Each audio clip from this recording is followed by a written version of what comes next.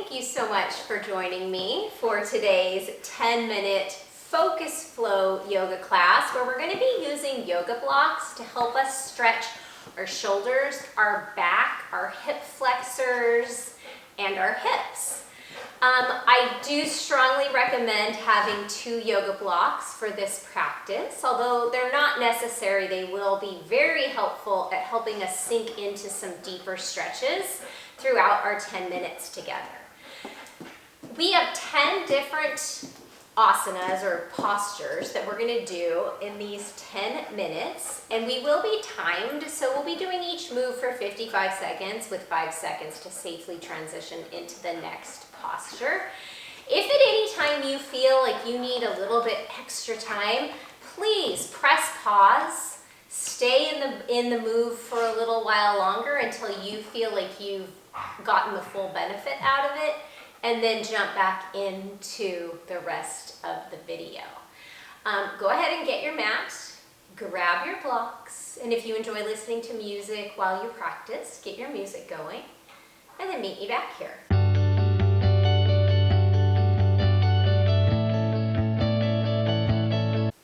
Friends, we're going to begin this practice in a cross-legged seat. So we will be sitting up on one of the blocks, or if you don't have a block, you can use a pillow. So go ahead and bring that block underneath your tush. It just gives us a little bit more space in our hips here. Some of us might have our knees up really high, and this just gives us a chance to lengthen our spine and not tilt our pelvis forward. And then if it's comfortable for you, go ahead and close your eyes. Bring your left hand to your heart, your right hand to your belly. And just begin as your body settles onto the block and onto the mat to notice your breath. Bring your attention to inhaling through your nose, dragging that breath down into the very bottom lobes of your lungs. And with an open mouth, using your diaphragm to push the air back out and making a sound with that breath as it exits your body. Inhale through the nose, fill up. And now, friends, we're going to come into a child's pose. So big toes to touch, knees out wide. Sit your hips back onto your heels. And 2 options with the hands here. Either one hand on each block, or you're going to bring those blocks in and you're going to bend your elbows, bring your palms together, bring your thumbs to the back of your neck, and allow your elbows to rest on the blocks, stretching into the shoulders and upper back and lats just a little bit deeper here. Continuing to take those nice deep inhales and slow, powerful exhales.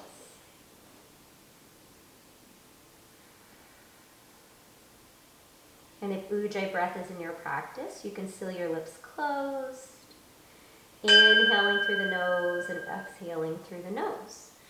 Carefully come up, and we're going to come down onto our backs, knees bent, soles of the feet on the mat, and we're going to hug that block between our knees, inhaling as we bring our arms up overhead, and exhaling as we bring the fingertips towards the heels, squeezing the block, pressing the low back into the mat, connecting to our deep core here. Slow and steady, inhale those fingertips overhead. Keep those front ribs knitted in, don't let them splay out. And exhale, fingertips towards the heels.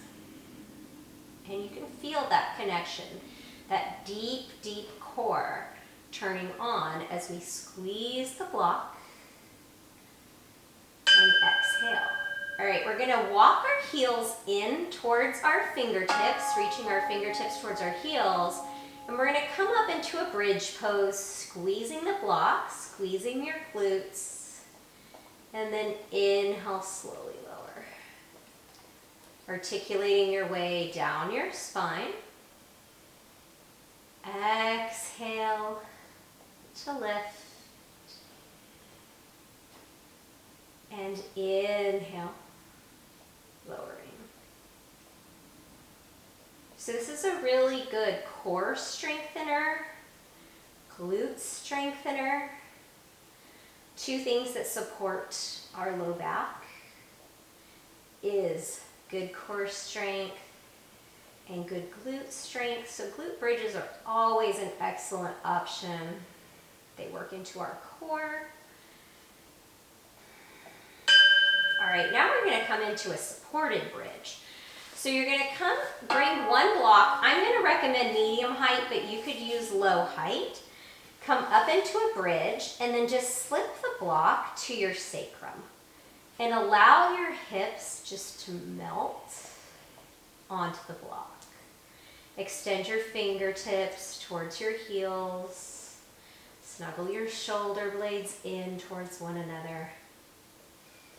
And come back to that breath. This feels really good in the front of our hips. It's a really nice release for our hip flexors. It's a nice low back stretch.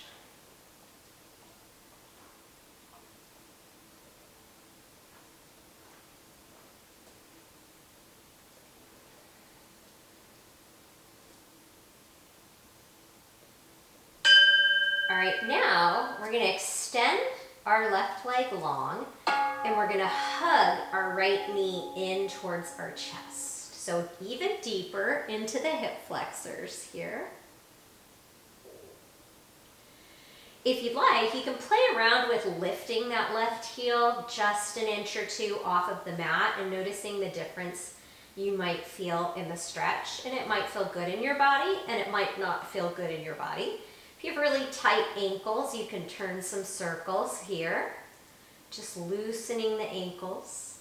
They support us in pretty much all of our exercises, especially running, walking, hiking. It's always important to have ankle flexibility and mobility. And if you're feeling like it, you can begin to hug that right knee in just a little bit closer. Now we're going to switch it out, but I want you to bring both knees into your chest. This provides a little bit of a reset for our spine. Lengthening the right leg and hugging the left knee in. Again, the right heel can rest on the mat, or you can float it off of the mat, just noticing how that feels in your body. And then begin to turn circles with your ankle. Maybe 3 or 4 in one direction, and then reversing the circle. Imagining that you're tracing a clock with that big toe, clockwise and counterclockwise. And as the time that we spend here increases, you might be able to hug that knee in just a little bit more.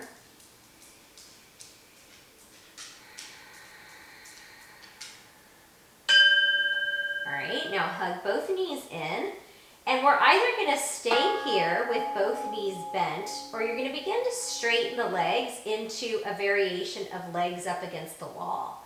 And as you straighten your legs, you can allow your hips to come back just a little bit more. This is a very, very restorative posture. So if this is the posture where you're like, ooh, I need to spend a lot more time here, press pause and spend a lot more time here. It's excellent for tight hamstrings. It's excellent for low back. Feels really good on the hip flexors. Ah, feels so good. And if it feels terrible, you can bring your feet back down to the mat and come back into that supported bridge. Just because it feels good in my body doesn't mean it feels good in your body, and vice versa. So there are always options in any yoga class. All right, we're gonna grab the other block and we're gonna come into what's called Suptabahakonasana, so butterfly pose, bringing the soles of your feet together to touch. Walk your heels in towards your hips and then just bring those blocks underneath your knees.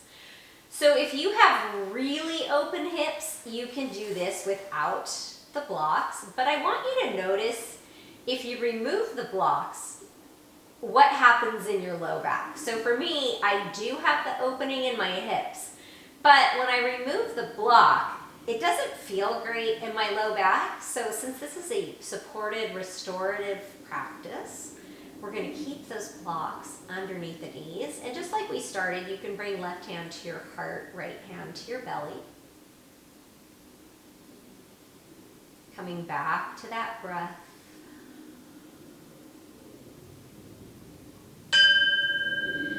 And then our final posture we're going to end with is a really nice opener. So we're going to bring this one block for our head to rest on and one block perpendicular to it at a lower setting. And we're going to bring that just to the base of our shoulder blades. And you can adjust these as you come back. And you're going to let your arms come down by your side, and you can have your knees bent, feet on the floor. Or if it feels good, you can extend your legs long. And we will hear the bell at the end of this minute, but if you'd like to stay here for a couple of minutes, this is an excellent place to stay. Opening up our chest. Feels good in my low back. And when the outside thoughts start to come into your mind, just draw your attention back to your breath. Tracing the inhale down to the bottom lobes of your lungs and your belly, and tracing the breath back out with powerful exhales. So friends, if you want to stay here, please stay here for as long as you'd like. If you're ready to move on, go ahead and bend your knees. Roll towards one side and carefully press yourself up. So hopefully you've found a new posture or 2 or 3 or 4 that you can now incorporate into your daily, weekly stretching. You can always write these postures down and just practice them for any amount of time that feels good in your body. It doesn't have to be a minute. You can hold each one of those postures for 2 minutes in a nice restorative practice. Thank you so much for exploring something with me today, for trying something new, for getting those yoga blocks out and recognizing that they are tools, they are not crutches. So often they're like in the corner of a yoga studio, or you have them out in your garage because they came with a mat, but you don't want to use them. Use them. They are awesome. Friends, I will see you back here on Monday for a workout and next Friday for more yoga. Take good care.